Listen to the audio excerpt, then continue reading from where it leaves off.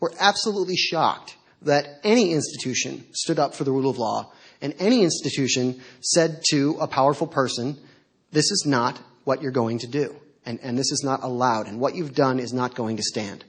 And so I hope that that was an inspiring moment for people. But then when you see the president unilaterally changing election law because he didn't like the way the elections went, or he feels that he wants to solidify his mandate in Parliament or whatever, I'm not overly hopeful. In fact, I think that all the signs we're seeing now are going in the wrong direction. But I'm very proud to have been there and proud to have been part of a process that gave hope to people, at least at that time.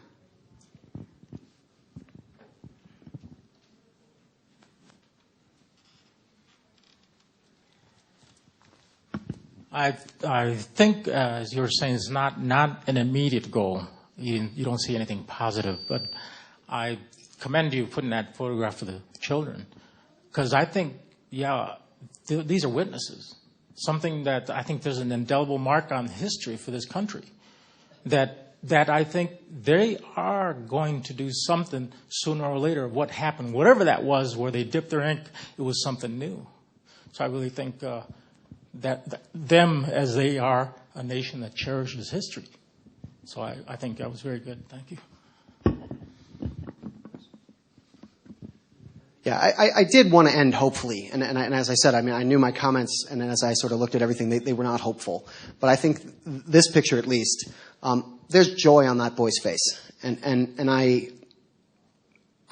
that was very comforting to me to look out, and we saw them, and we would, I mean, this was literally the view from our office, and we saw these kids every single day, and it was really, really, really nice to be able to see them and to watch them playing with no regard to the horrible things that were happening around them. Another thing that I think was difficult for me was how used to it all we got very quickly. How used to car bombs, how used to, rockets and grenades and that sort of thing you can become.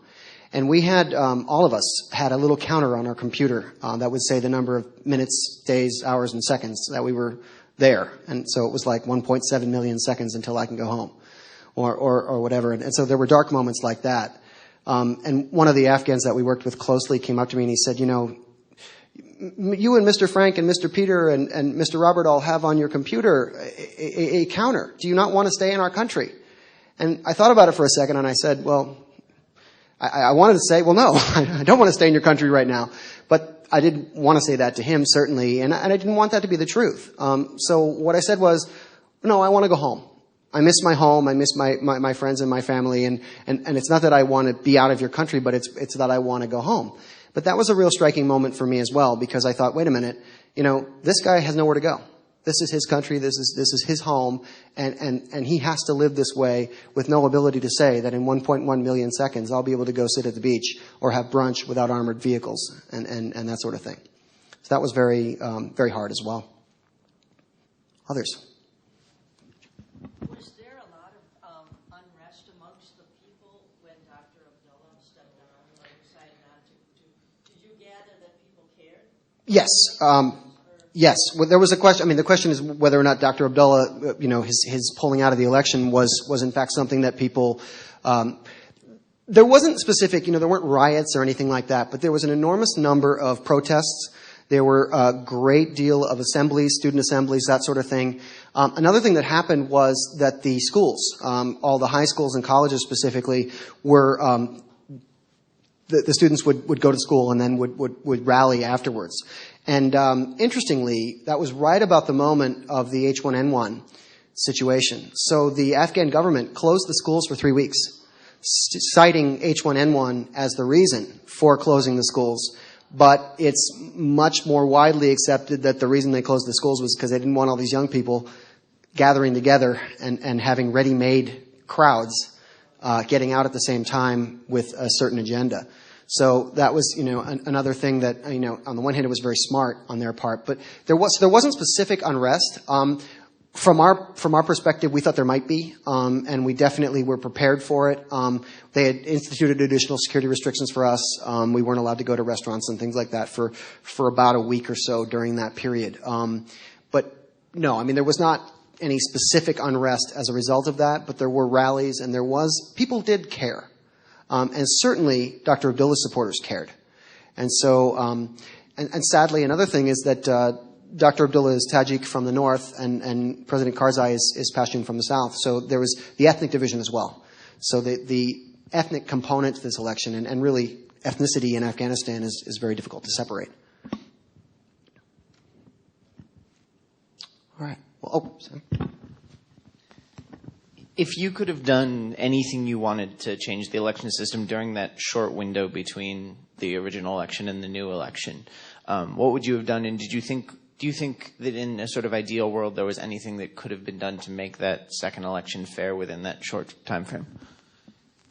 I don't know whether there was anything that could have been done to make that election fair within that time frame, but certainly, things that I would do for the future, absolutely. I would have a voter list, an actual voter list, and I would assign voters to polling places, because the idea that anyone can go anywhere then leads to widely varying numbers, that sort of thing. I would also try to insist on a greater level of impartiality of the IEC members, put in a process of confirmation, be it with Parliament or somehow. And the other thing that the ECC did was sanction people. If we knew that a certain polling place had a real problem with fraud, theoretically then those poll workers were not to be able to work in Afghanistan for 5 years. However, the IEC would never give us the names. So we were supposed to issue a list of the names of poll workers who were barred from working in the future, and that list has never been developed because we never got the names in the first place. The other thing was that from our perspective on the ECC, we had a real problem with data. We were reliant on the IEC to give us data, and they often wouldn't. So we would ask for, say, the voters that voted in a certain polling place, and they would just either ignore the request or give us data from another polling place.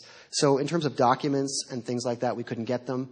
In terms of the data itself, they didn't give us any way to aggregate the data.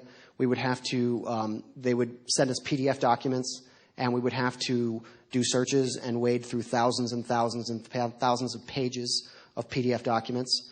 So I would say that, we would like to have database, abilities and even just an Excel file for a lot of these things we could sort and search and whatever. And it was certainly done purposely that we could not have the data that we wanted in a format that was in any way useful. So I think, in terms of moving forward, I would be really concerned about this change in the ECC.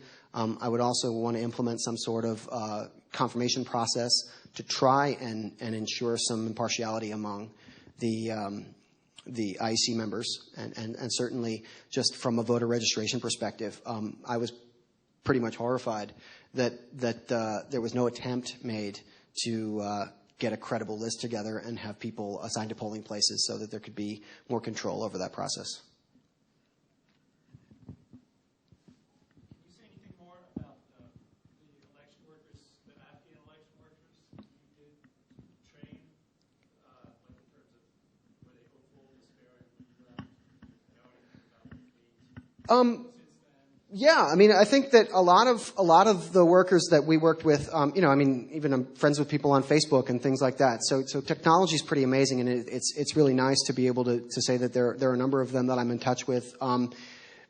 Most of them, sadly, are looking for ways out of Afghanistan. In all my conversations about individual young people and their future, it's all about, well, I'm working in a hospital in Afghanistan now, but I'd like to go to Pakistan, or I would like to go to India, or I would like to ideally even go to the United States or Europe.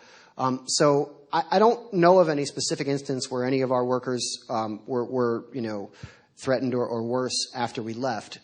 But I wouldn't be surprised if that sort of thing were to happen. And I'm also thinking that, another reason why I'm not as hopeful about the future of Afghanistan as I might be is because all of these bright young people want to leave.